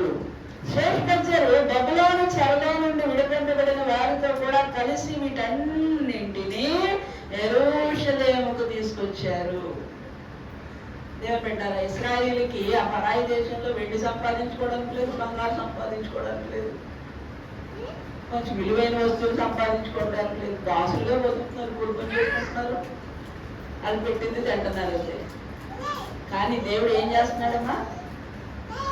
మిమ్మల్ని ఇక్కడ వెండి సంపాదించుకోనివ్వలేదు కదా, బంగారం సంపాదించుకోనివ్వలేదు కదా, విలువైన వస్తువులు సంపాదించుకోలేదు నేను ఇవ్వలేదు కదా. ఇది ఇప్పుడు అవన్నీ ఆలే ఇస్తారు మీకు, అవన్నీ వాళ్ళే ఇచ్చి పంపిస్తారు మిమ్మల్ని మీ దేశానికి. ఏం చేస్తున్నాడట? ఆ ఖజానా దారుడు ఒక అధికారిని పెట్టాడు దేవుడు. ఆ సామాను అంతా మళ్ళీ దారిలో ఎవడని చూసుకుంటాడేమో. యెరూషలేముకు పంపిస్తున్నాడంట. దేవుని బిడ్డారా, నువ్వు ఏం కోల్పోయినా, ఏం పోగొట్టుకున్నా లెక్క చూసి దేవుడు నువ్వు పోగొట్టుకున్నదంతా, నువ్వు కోల్పోయిందంతా లెక్క చూసి, లెక్కలు చూసి చూసాడు ఇక్కడ. వాటి యొక్క లెక్క 30 లెక్క ప్రకారం ఏమేం కోల్పోయావో, ఎంత కోల్పోయావో అంత దేవుడట లెక్కలు చూసి నీదంతా నీకు ఇప్పిస్తాడు. కానీ ఎప్పుడు క్రీడా నీ ఆత్మ వర్ధిల్లుచున్న ప్రకారం నిజమే మందిరం కట్టబడుతుందా? నీ జీవితమే ఒక మందిరం. నేను చెప్పాను కదా, ఈ మందిరం వాళ్ళ కోసం అంటే మన కోసం, మన వాళ్ళ కోసం అంటే దేవుడి కోసం. నువ్వు దేవుని మందిరంగా మారు. నిషిద్ధమైంది ఏది నీలో ఉంది? అసూయ, ద్వేషం, బాధ, అమాసరం, గుళ్ళు, కుతంత్రం నీ లోపల. ఈ హగ్గైని అలాగే ఇంకొక ఆయన ఎవరు వదిలే, అలాగా ఆయన చూడకండి, నన్ను చూడండి. దేవుడు ఈ హగ్గైని చర్మించి విడిపించబడిన తర్వాత దేవుడు ప్రజలను విడిచిపెట్టలేదండి, మళ్ళా సేవకులు ఇచ్చాడు. హగ్గైని జకర్యా అని 2 సేవకులు ఇచ్చాడు. హగ్గయి బాగా వృద్ధుడు, చెరలోకి వెళ్ళిపోయినప్పుడు వయసులో ఉన్నాడు. కానీ వెళ్ళిన తర్వాత అక్కడ వయసు అయిపోయింది. 70 సంవత్సరాలు ఉన్నారు. మరి 30 సంవత్సరాల వయసుకి వెళ్ళాడు అనుకో, ఆయన 30 వస్తాయి కదా, 30 సంవత్సరాలు చెరలో ఉన్నాడు. ఆ వయసుకు వచ్చేసాడు, వృద్ధాప్యానికి వచ్చాడు. ఇప్పుడు జకర్యా ఎవరంటే, చెరలో కాలంలో వెళ్తున్నారు కదండి, బొబ్బలోని కాలంలో దాసులుగా బ్రతుకుతున్నారు కదా, వాళ్ళకు పుట్టినవాడు. 30 సంవత్సరాలు వచ్చే వరకు దేవుడు ప్రవక్తని వాడుకోడు. కాబట్టి 30 సంవత్సరాలు వచ్చింది. 30 సంవత్సరాలు వచ్చిన తర్వాత ఈ ముసలివాడైనటువంటి హగ్గయి, యవనస్తుడైన జకర్యా, ఇద్దరికీ దర్శనాలు ఉన్నాయి. హగ్గయి ప్రవక్తను ఎందుకు పంపించాడంటే, మందిర నమూనా అతనికి తెలుసా తెలీదా? మందిర నమూనా చూసాడే లేదా? చెరలోకి వెళ్ళక ముందు యెరూషలేములో దేవాలయం ఎలా ఉండేదో హగ్గయికి తెలుసు. దేవుని మందిరంలో అడుగు పెట్టగానే బలిపీఠం ఉంటది. ఇదిగో ప్రజలారా, దేవుడు మనల్ని మందిరం కట్టమంటున్నాడు కదా, ముందు బలిపీఠం కట్టాలా. బలిపీఠం దగ్గర బలి అర్పించి ప్రాయశ్చిత్తం చేసుకున్న తర్వాత కడగబడి అక్కడి నుంచి గంగాళం దగ్గరికి వెళ్ళాలి. గంగాళం దగ్గర కూడా మళ్ళీ కడుక్కోవాలి. బాహ్య శుద్ధి జరగాలి. అంటే అంతరంగ శుద్ధి, బాహ్య శుద్ధి 2 సార్లు చెప్తున్నాడు కడుక్కోవడం. బలిపీఠం దగ్గర కడగబడాలి, గంగాళం దగ్గర కడగబడాలి. బాహ్య శుద్ధి, అంతరంగ శుద్ధి. నీ దేహాన్ని కూడా నువ్వు శుద్ధి చేసుకోవాలి. ఎందుకంటే నీ లోపల దేవుని ఆత్మ నివసించాలని కోరుకుంటా ఉన్నాడు. ఆ గంగాళం దాటి లోపలికి వెళ్ళిన తర్వాత ఒక తెర కనపడుతుంది. తెర దాటి లోపలికి వెళ్ళిన తర్వాత అక్కడ ప్రత్యక్ష గుడారం ఉంటది, ధూప వేదిక ఉంటది, సన్నిధి రొట్టెల బల్ల ఉంటది. ఎవరు చెప్తున్నారు విషయాలన్నీ? హగ్గయి చెప్తున్నాడు. పాత మందిరాన్ని చూసాడు కదండి, ఆ మందిరంలో ఉన్న విషయాలన్నీ ప్రజలకు చెప్తున్నాడు, నమూనా చెప్తున్నాడు అన్నమాట ఎలా కట్టారు. కానీ జకర్యా ఉన్నాడు చూసారా, ఈ జకర్యాకి ఈ మందిరం తెలియదు. ఎందుకంటే యెరూషలేములో పుట్టలేదు అతను, యెరూషలేములో లేడు. ఎక్కడ పుట్టాడు? చెరలో పుట్టాడు. అక్కడ పుట్టినోడికి యెరూషలేము అప్పటికే కాల్చబడి కోల్చబడి మందిరం అంతా పాడైపోతే ఏం తెలుసు మందిరం ఎలా ఉంటుందో తెలియదు. కాబట్టి దేవుడు అతనికి దర్శనం ఇచ్చి, దర్శనంలో జకర్యాకు ఒక మందిరం చూపిస్తా ఉన్నాడు. ఏంటా మందిరం? ఇక్కడ నీళ్లతో కడగబడాలి, గంగాళం దగ్గర కడగబడాలి అని దేవుడు చెప్తా ఉన్నాడు హగ్గయితో. అక్కడ దేవుడు జకర్యాకి ఏం చూపిస్తున్నాడంటే, మీ కొరకు ఒక రక్షకుడు రాబోతున్నాడు, ప్రధాన యాజకుడు రాబోతున్నాడు. నీళ్లతో కాదు కానీ ఆయన రక్తంతో మిమ్మల్ని కడుగుతాడు, మీ కొరకు సిలువ వేయబడతాడు. ఆ మందిరం చూపిస్తున్నాడు దేవుడు. ఏమన్నారు? నేను ఈ మందిరాన్ని అన్నారా లేదా? పరలోక సంబంధమైన మందిరాన్ని చూపిస్తున్నారు జకర్యా. ఎందుకంటే యవనస్తుడు పాత మందిరం అతనికి తెలియదు. దేవుడు అంటున్నాడు, ఆ మందిరపు మహిమని మించిన మహిమ దీనికి ఉంది. పరలోక సంబంధమైన మందిరాన్ని దేవుడు జకర్యాని చూపిస్తుంటే, భూ సంబంధమైన మందిర నమూనాని హగ్గయి చూపిస్తున్నాడు దేవుడు. ఇద్దరు మందిర నమూనాలు చూస్తున్నారు, కానీ ఆయన చూస్తున్నది ఆత్మ సంబంధమైన మందిరం. ఈయన చూస్తున్న అందుకే జకర్యాకి దేవుడు చెప్తాడు, ఆయన 30 వెండి నాణాలకు అమ్మేస్తారు. అవన్నీ జకర్యా గ్రంథంలో ప్రవచనాలు మీరు చదవండి, 12 అధ్యాయాలు ఉంటాయి. 30 వెండి నాణాలకు అమ్మేస్తారు. ఆయన దీనుడై భారవాహక గాడిద మీద, గాడిద పిల్ల మీద ఎక్కువ వస్తాడు. ఇవన్నీ ఎవరు చెప్పారు? జకర్యా చెప్పాడు. ఆ మందిర నిర్మాణం ఎలా ఉంటుందో జకర్యాకి దేవుడు పరలోక నిర్మాణం గురించి దర్శనాలు చూపిస్తా ఉన్నాడు యవనస్తుడైనటువంటి జకర్యాకి. దేవుని పెట్టారా ఈ మందిరం నమూనా. ఎందుకంటే ఆ మందిరంలోనికి ప్రవేశం. ఈ మందిరంలో ఎందుకు ఉండాలి మనం? ఈ మందిరంలో ఎందుకు ఆరాధన చేయాలి? ఈ మందిరంలో ఎందుకు మనల్ని మనం శుభ్రపరచుకోవాలి? నమూనా ఎందుకు ఇచ్చాడు దేవుడు? ఈ మందిరాన్ని నువ్వు ఘనపరిస్తే రేపటి దినాన్ని దేవుడిని ఆ మందిరంలోకి తీసుకెళ్తాడు. ఆ పరలోకపు మందిరంలో నువ్వు ప్రవేశించడానికి ఈ మందిరంలోకి వచ్చి మందిరంలో ఆ నమూనా తెలుసుకోవాలి, అది నేర్చుకోవాలి. నువ్వు ఇక్కడ దేవునికి నిత్య ఆరాధనలు, స్తుతి ఆరాధనలు, కృతజ్ఞతలు, ప్రార్థనలు, విజ్ఞాపనలు. ఒకళ్ళు మాట పాడుతుంటే మనం మౌనంగా కూర్చోవడం కాదు, అందరూ పాడాలి దేవుడికి. ఆ దేవుడిని అందరూ ఆరాధించాలి. అందుకే ఎప్పుడు కూడా అందరికి వచ్చిన పాటలు పాడాలి. ఇప్పుడు వాళ్ళ సియోనికి ప్రయాణమై వెళ్తా చెరలో నుంచి కోరేసి బాగా ఇచ్చాడు, బయలుదేరి వెళ్ళిపోతున్నారండి. అప్పుడు ఎంత ఆనందం, ఎంత సంతోషం కదా సియోనికి వెళ్ళడం అంటే. దేవుడు అంటాడు ఎక్కడ 122, 23, 24 అనుకుంటాను, 124, 125, 126 చూడండి. 126వ సంకీర్తనలో సియోనుకు తిరిగి వచ్చిన వారిని యెహోవా చెరలో నుండి రప్పించినప్పుడు మనము కలగలిగిన వారి వల్లే ఉంటుంది. మన నోట నిండా నవ్వు ఉండేను, మన నాలుగు ఆనందగానంతో నిండి ఉండేను. ఎలా వచ్చారు చెరలో నుంచి? రాగలుగుతారా అసలు? వచ్చామంటే ఎలా ఉందంటే వాళ్ళకి కలలాగా ఉందంట. బయలుదేరండి బయలుదేరండి మీ దేశానికి. పరాయి రాజు, దేవుణ్ణి ఎరగని రాజు, యెరూషలేముకి వెళ్ళండి అని ఎలా పంపుతున్నాడంటే వెండి బంగారాలు ఇచ్చి, విలువైన వస్తువులు ఇచ్చి, మందిరం పెట్టుకోవడానికి కావాల్సిన సామాగ్రి ఇచ్చి వెళ్ళండి వెళ్ళండి వెళ్ళండి మందిరం పెట్టుకోండి. 50,000 మంది బయలుదేరి వచ్చారంటే తమ తమ మనస్సుల్లో పురిగొల్పబడి రేపబడి 50,000 మంది మందిరం కట్టడానికి తిరిగి యెరూషలేము సంతోషం. కొంతమంది రాలేదంట, ఇక్కడే కోంతలే ఇక్కడ స్థిరపడిపోయారు కదా.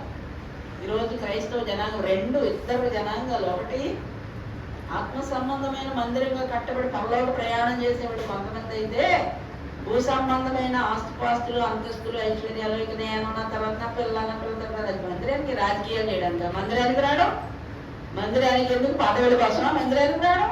మందిరానికి ఎందుకు రావాలి? మందిరానికి వాళ్ళు అధికారాల కోసం మందిరానికి రావడం. దేనికి మందిరం?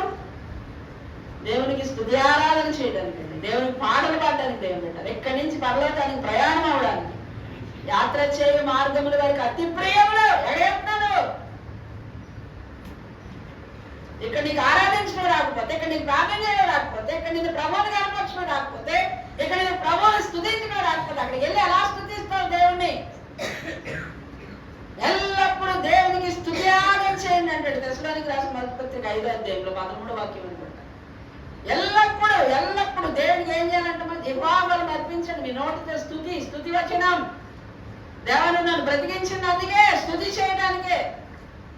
ఇర్మియా హిజ్కియా భక్తుడు మరణకరమైన రోగం వచ్చి, మీరు ఎక్కడ యెషయా 38వ అధ్యాయంలో చదివితే, మరణకరమైన రోగం వచ్చి బాగుపడిన తర్వాత ఆయన ఒక కీర్తన రాసుకుంటాడు. మృతి నీకు స్తుతి చెప్తాడా?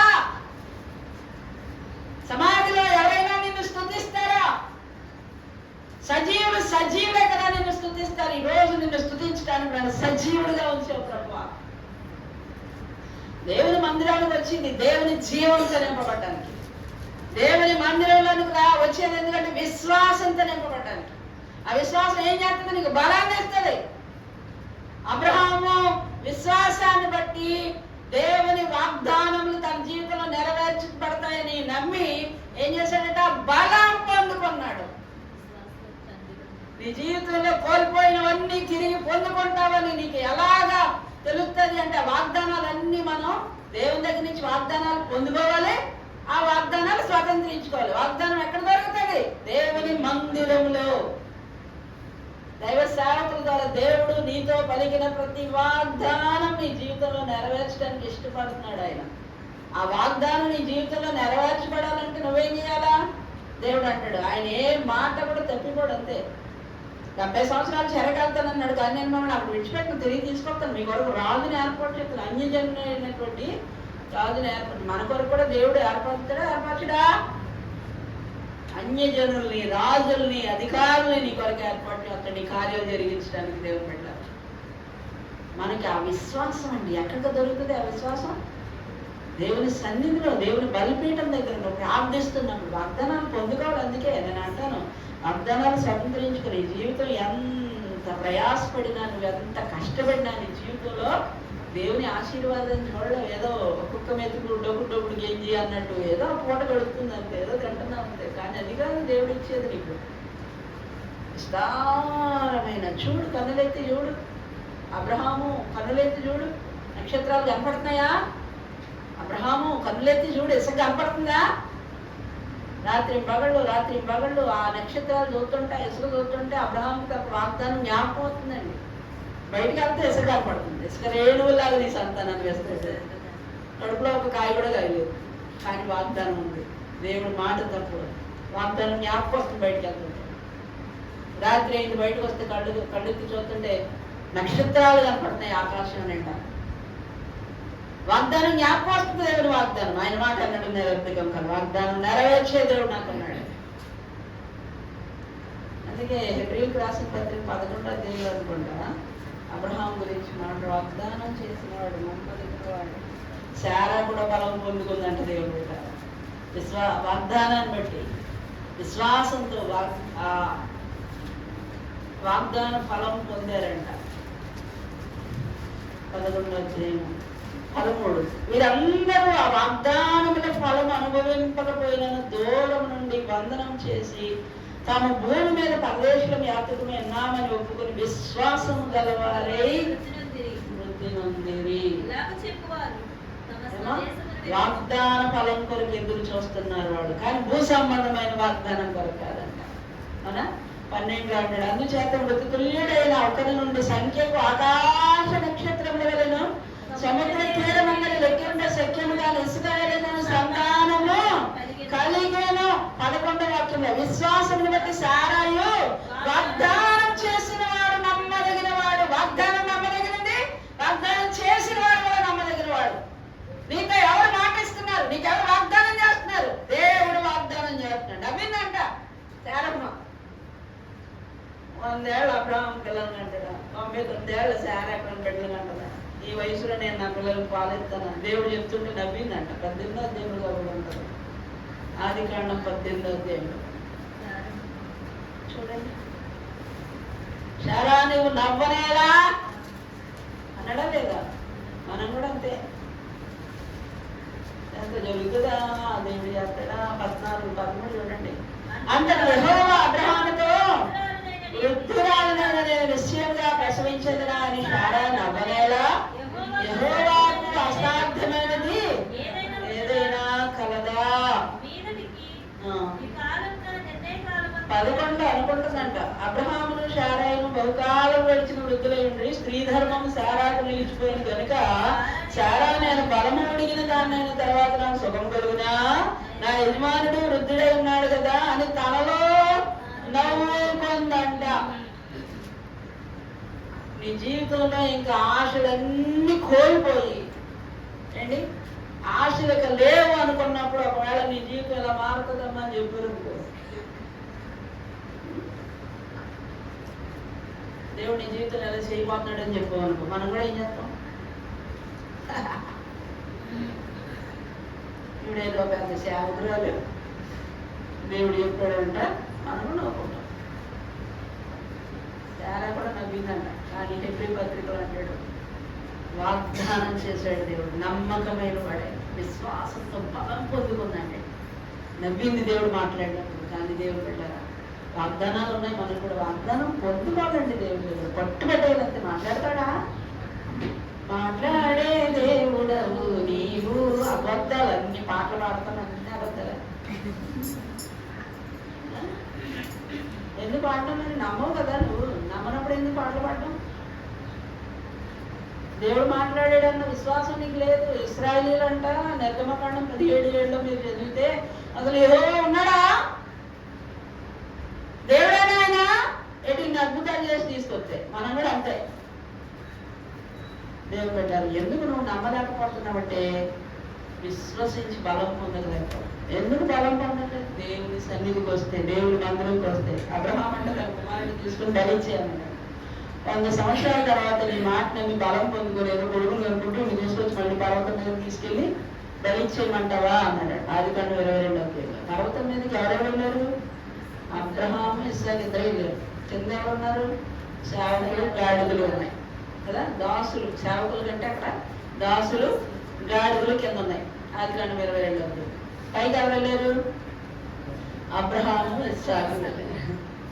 ఇస్సాకు విశ్వాసంతో సమర్పణతో తను తాను బలిపీఠం మీద పెట్టుకోవడానికి ఇష్టపడ్డాడు. దేవునికి అర్పణగా మారడానికి ఇష్టపడ్డాడు. అబ్రహాము కూడా తన కుమారుని దేవునికి అర్పణగా ఇవ్వడానికి ఇష్టపడ్డాడు.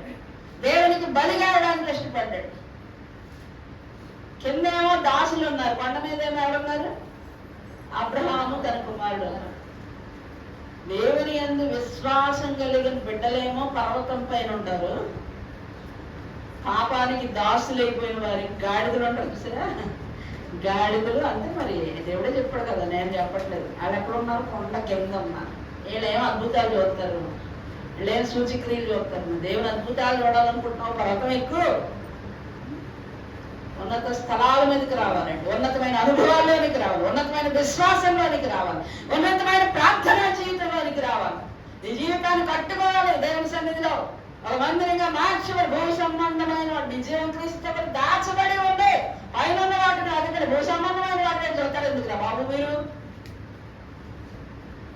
కుమారుని ఇస్తానని వాగ్దానం చేసిన దేవుడు కుమారుని ఇవ్వలేదా? పిల్లడికి పెళ్లి చేయాల్సిన వయసు వచ్చింది, కొడుకు ఇచ్చాడు, బల్యం అన్నాడు. తీసుకున్నాడా? తీసుకోలేదు. ఆడికి పెళ్లి చేయాల్సిన వయసు వచ్చింది. కంగారు పడిపోయాడా? పరిగెత్తాడా? ఏం చేశాడు? ప్రార్థన చేస్తాడు. ఇస్సాకు కూడా ప్రభువా యోగ్యమైన భార్య కావాలి నాయన, నా తల్లి స్థానం పూర్తి చేయగలిగిన భార్య కావాలి. అంతేనా? తల్లి చచ్చిపోయింది, తల్లి ఆదరణ కోల్పోయాడు. తల్లి ఉంటే అన్ని విషయాల్లో ప్రేమగా చూసేది, వండేది, వడ్డించేది, ప్రేమను పంచేది. ఆ తల్లి ప్రేమను చూపించే భార్య కావాలి. ఎక్కడున్నాడు? పొలములో ఉన్నాడు. పొలం ఏంటి? దేవుని సంఘం, మందిరంలో ఉన్నాడండి, సహవాసంలో ఉన్నాడు దేవుని బిడ్డ. ఆయన సన్నిధిలో ఉన్నాడు. తన భార్య కోసం కంగారు పడి 8 సంవత్సరాల వయసులో పెళ్లి చేశాడు. ఇస్సాకుకి తెలుసా మీకు? అలా 40 సంవత్సరాల వయసు వచ్చింది. కంగారు పడలేదు అబ్రహాం. కంగారు పడలేదు. వయసు అయిపోతుందా, వయసు అయిపోతుందా, వయసు అయిపోతుంది. కంగారు పడలేదు. భగవాన్ చిత్తానుకూలమైన బిడ్డ ఎక్కడో ఉంది, ఎక్కడో ఏర్పాటు చేసావు. నేను కంగారు పడి అవతల పెడితే దాన్ని చేస్తుంది, దాని జీవితం అంత బుద్ధి పడైపోతుంది. నేను ఆడికి అతనే, నాకు అతనే, నా భర్తకి అతని, ఇంట్లో అందరికీ అతను. ప్రాణం విసిగించి జగడగొండిదంట. ఎవరు? ఏషావు భార్యలు. దీన్ని బట్టి మేము ప్రాణం విసిగిపోయారా బాబు. ఈ కణాల స్త్రీలను ఎవరిని కూడా చేసుకోవడానికి వీలేదు. నీ మాంగళ దగ్గరికి వెళ్ళి లాభం దగ్గరికి, మన బంధువు అక్కడ పెళ్లిళ్ళు చేసుకోమని పంపాడంట తండ్రి ఇస్సాకు. కారణం ఏంటి? పెద్దోడు తండ్రి మాటకు విధేయత చూపించకుండా పనికి వాళ్ళ పెళ్లి చేసుకుని వాళ్ళతో వీళ్ళు విసిగిపోయారంట తల్లిదండ్రులు. ప్రాణం విసిగిపోయిందంట. పెళ్లి పెళ్ళి అని ఆధారపడ్డావు కదా.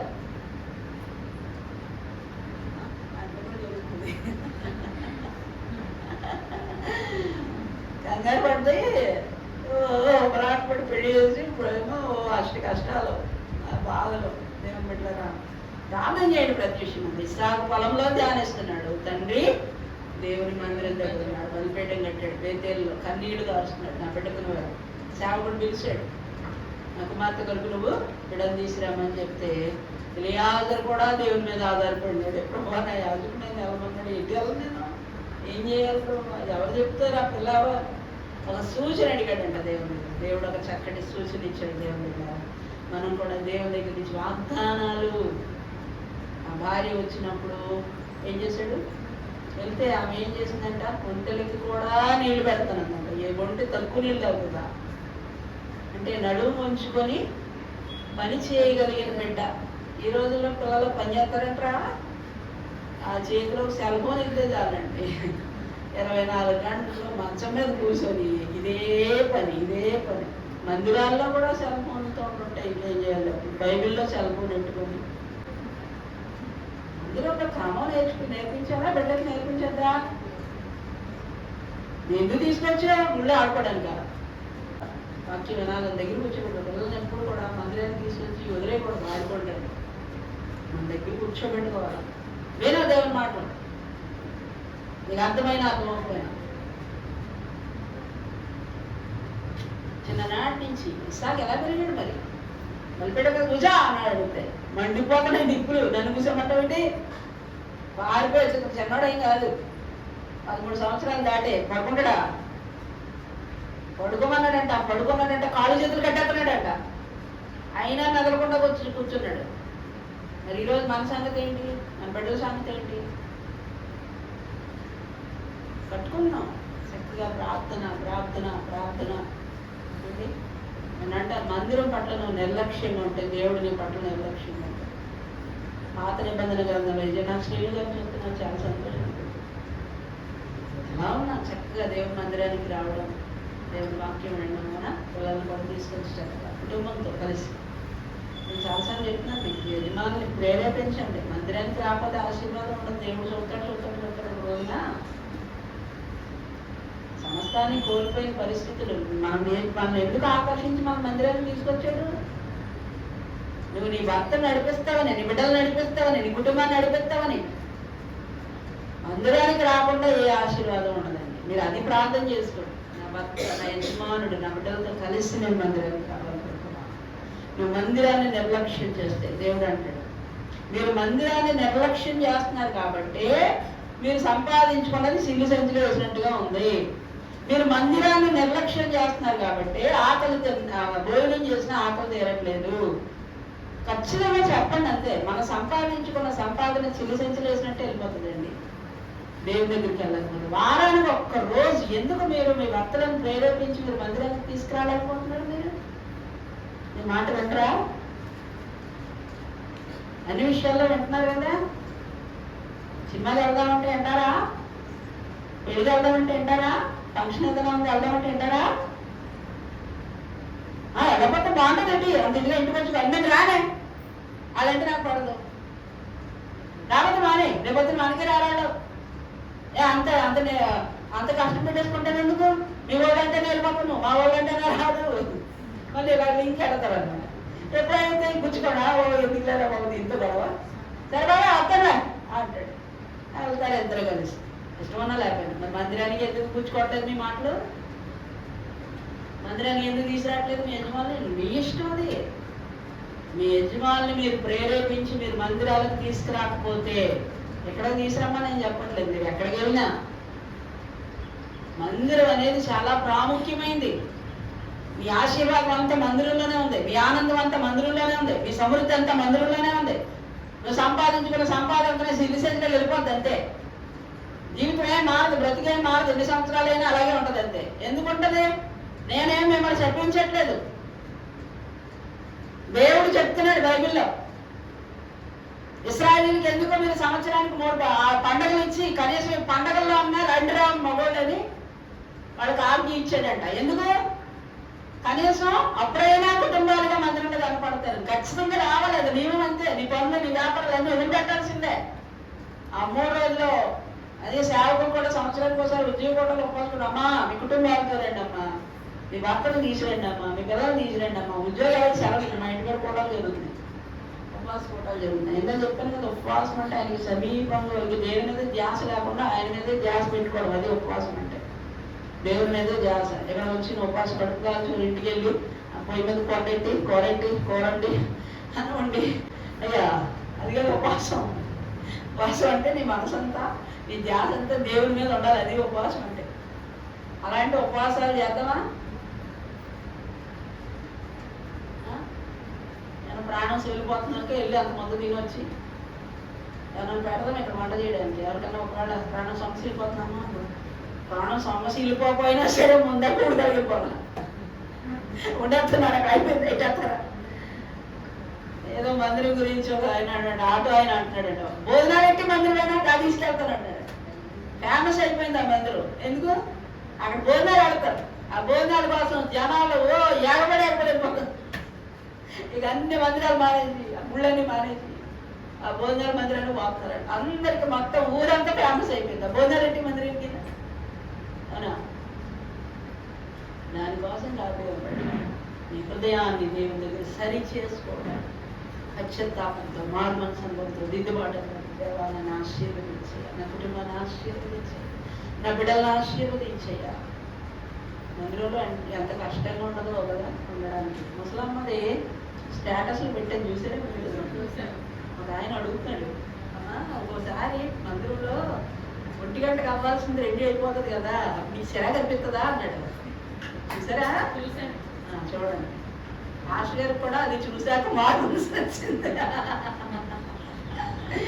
మాస్టర్ గారు చెప్తారు నాకు, నా తల్లిని చూసి సిగ్గేస్తుంది బాబు, పెన్షన్ కోసం చెప్పింది. పెన్షన్ అడగాలి బాబా. దేవుని మందిరంలో చూడండి, ఎవరో తెలియదండి, మారుమూల గ్రామంలో ఒక మంచి భక్తురాలు కాదు, భక్తుల కుటుంబం కాదు, మంచి మంచి బిడ్డలు, మంచి సంపాదన, ఊరికి పెద్ద, ఏం కాదు అసలు, ఎవరో ఎవరికి తెలియదు. దేవుడు ఆమెను పైకెత్తాడు. ఎక్కడా లేదా? ఎందుకు? ఒక సమర్పణతో బ్రతికింది జీవితం అంతా. ఈ రోజు కూడా మందిరానికి నేను 100 రూపాయలు కరెంటు బిల్లు కడతాను బాబు, అందుకని ఎవరో ఇచ్చిన డబ్బులంట అలాగే పెట్లో పెట్టి నెల నెల 100 రూపాయలు తీసి కరెంటు బిల్లు కడుతుందంట. ఆయన అడిగాడు, కరెంటు బిల్లుకి నేను ఎత్తానమ్మా, ఈ నెల వచ్చే నెల కట్టుకో, నేను ఎత్తానంటే, అయ్యి బాబా సైతంలాగా ఉన్నామేంటి, ఏంటి నన్ను దేవుని డబ్బులు దొంగిలించమంటున్నావా, సైతంలాగా ఉన్నామేంటి నువ్వు? ఎంత సమర్పణ అండి, సిగ్గుపడాలి దేవుడు కదా. తల్లిని చూడండి, పెట్టాను స్టేటస్లో చూడండి, అందరూ ఫ్యామిలీ ఎందులో పెట్టాను, పెట్టింది మన శాలయ ప్రార్థన ఉంటుంది. అంటే స్టేటస్లో అయితే కాసేపు ఉండిపోతుంది కదా, అని గ్రూప్లో పెడితే అది వాక్యాలు వినండి, మాటి మాటికి ఎందుకు పెడతానంటే వాక్యాలు వర్తమానాలు ఇలాంటివి మీరు మళ్ళా మళ్ళా మళ్ళా మళ్ళా దేవుని వాక్యాలు విని మన జీవితాన్ని సరి చేసుకుంటుంది. ఇదివరకు అయితే వాక్యం చెప్తే డైరీ రాసుకుని ఇంటికి వెళ్ళి అవి మళ్ళీ ఒకసారి తిరిగేసి చూసేవాడు, చదివితే చదివేవాడు, లేకపోతే లేదు. రాసేడు మాత్రం పురోగమని రాసేస్తారు అంతే, పేజీ. కానీ ఈరోజు చక్కగా రాసుకోవట్లేదు. మా ఛానల్ క్రియేట్ చేసింది ఎందుకంటే ఆ వాక్యాలు మళ్ళీ మళ్ళీ మళ్ళీ మళ్ళీ మీ హృదయాన్ని ప్రేరేపి బయట వాళ్ళు సాక్ష్యాలు చెప్తున్నారు, మీరు ఎవరు చెప్పలేదు. బయట వాళ్ళు విని ఆ వర్తమానాలు విని వాళ్ళు చెప్తున్నారు సాక్ష్యం. ఎంత మంచి వర్తమానాలు అక్క, మీరు ఇందులో పెట్టి చాలా మంచి పని చేశారు. మేము పురికొల్పబడటానికి, ప్రోత్సాహపరచబడటానికి, మా జీవితాలు మేము సరిదిద్దుకోవడానికి ఇలాంటి వర్తమానాలు చెప్పేవాళ్ళు లేరు ఈ రోజుల్లో. మీరు మందిరానికి అంత కానుక ఇవ్వండి, ఎంత కానుక ఇవ్వండి, దశభాగం ఇవ్వండి, అది ఇవ్వండి, ఇది ఇవ్వండి. మేము ప్రార్థన చేస్తాం, ఇదిగో మా దగ్గర దెయ్యాలు ఒక ఆవిడ సాక్ష్యం విన్నాను, నేను తప్పు పట్టుకున్నాను, ఒక ఆవిడ సాక్ష్యం విన్నాను, నేను వస్తాను, ఆవిడ రావాలని ప్రార్థన చేయండి అమ్మా, మా పరిస్థితి ఎలా ఉందంటే, లేదు లేదు నేను మీ ఇంటికి వస్తానే మీకు విడుదల కలుగుతుంది, నేను మీ ఇంటికి రావాలంటే మీరు డబ్బులు పంపాలి, 10,000 15,000 లేనోడు సంగతి ఏంటి. ఒకవాడు మాకు అంత డబ్బులు లేవండి, మాకు అంత స్థామత లేదండి అంటే, 40 రోజులు ప్రార్థన చేయను, ఉపవాస ప్రార్థన చేయి, దేవుడు డబ్బులు ఎత్తాడు, నేను వస్తాను. మంచిదే, మంచి వరాలు ఉన్నాయి, మంచిదే. కానీ దేవుడు ఎక్కడుండి ప్రార్థన చేసినా ఆలకించాడు. సెల్ ఫోన్లో ప్రార్థన చేసినా ఉంటాడు అలా. ఆవిడ సమస్య చెప్పింది, నేను ఇంటికాడ ప్రార్థన చేసినా ఉంటాడు. కానీ ఏంటంటే వ్యాపారం అయిపోయింది దేవుని సేవ, వ్యాపారం కాదు. చెప్పండి, మీ జీవితాలు దిద్దుకోండి, మీ ప్రవర్తన మార్చుకోండి, దేవుడు ఏమైనా ఆశీర్వదిస్తాడు. అంతేగాని ఎన్ని ప్రతికూల పరిస్థితుల మధ్యలో దేవునికి ఇష్టం లేని మార్గాలను నడుస్తూ అక్రమ జీవితం జీవిస్తూ నువ్వు ప్రార్థన చేస్తే, సేవకుడు ప్రార్థన చేస్తే నీ బ్రతికి మారుతుందా? ఇర్మియా అన్నాడు కదా, నువ్వు చేయకు ప్రార్థన నేను విన్నాను అన్నాడా లేదా? అన్నాడు. సేవకుడు ప్రార్థన చేసినాడంటో, వాళ్ళు ప్రార్థన చేసినాడంట. నీ జీవితం ఎప్పుడు మార్చుకుంటావు. దేవునికి మన జీవితం సువాసన భరితంగా మార్చుకోవాలి. అలా మారడానికి కావాల్సిన శక్తి ఉన్నది దేవుడు అడగాలి. అందుకే అంటాడు కదా, పరిశుద్ధాత్మ మీ మీదకి వచ్చినప్పుడు మీరు ఏం చేస్తారు? శక్తి పొందుకుంటారు. ఎక్కడ వస్తుంది పరిశుద్ధాత్మ? దేవుని మందిరంలో దేవుడు తన ఆత్మతో నేను కడగడం ప్రారంభిస్తాడు, ఆత్మతో నేను నింపడం ప్రారంభిస్తాడు. విశ్వాసంలో బలం పొందుకుంటాం, ఆత్మలో బలం పొందుకుంటాం, వాక్యంలో బలం పొందుకుంటాం, వాగ్దానం మీద గొప్ప నమ్మకం కలుగుతుంది. నీకు దేవుడు నా జీవితంలో చేస్తాడు. చేసేవారికి ఆయన పాదాలు పట్టుకుని ప్రార్థన చేయడం అలవాటు అవుతుంది. ప్రార్థన చేసుకున్నాం, అందరూ మోకరించండి. దేవుడు మనల్ని విడిచిపెట్టండి. మన కొరకు ఆయన భక్తుల్ని చెరకెళ్ళిపోయారు 70 సంవత్సరాలు 3 ప్రాంతాల్లో ఉన్నారు, వాళ్ళు అంతఃపురంలో ఉన్నారు.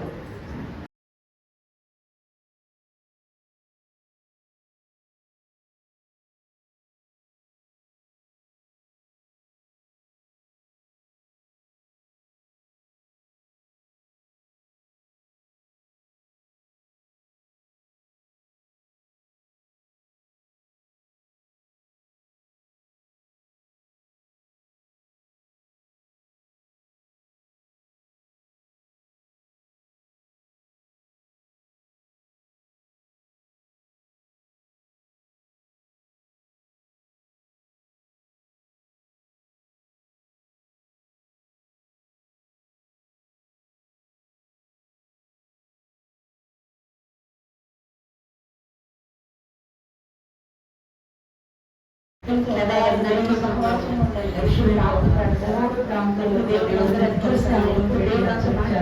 ఎప్పుడు దేవుని హృదయపూర్వకంగా స్థుతిస్తాను, ఎప్పుడు హృదయపూర్వకంగా ఆరాధిస్తాను. నా హృదయమంతా చించుకుని దేవుని సన్నిధిలో ఎప్పుడు నేను ప్రార్థన చేయాలి, ఆయన పాదాలు పట్టుకోవాలి. దేవుని ఆశీర్వాదం పడి మేము పోరాడాలి. దేవుని సన్నిధిలో నా పిల్లలు ప్రార్థన చేసుకోవాలి, నా కుటుంబం కొరకు ప్రార్థన చేసుకోవాలి. దేవుని మందిరం కొరకు ఆశపడండి, దేవుని సన్నిధిలో ఆశ, దేవుని సహవాసం కొరకు ఆశపడండి. సన్నిధిలో విస్తారమైన పనులు మందిరాన్ని నిర్లక్ష్యం చేస్తున్నాడు దేవుడు. ఆశపడాలా, ఆయన సన్నిధిలో ఉండడానికి ఆశపడడానికి ఇష్టపడుతున్నాడు. దేవుని మందిరంలో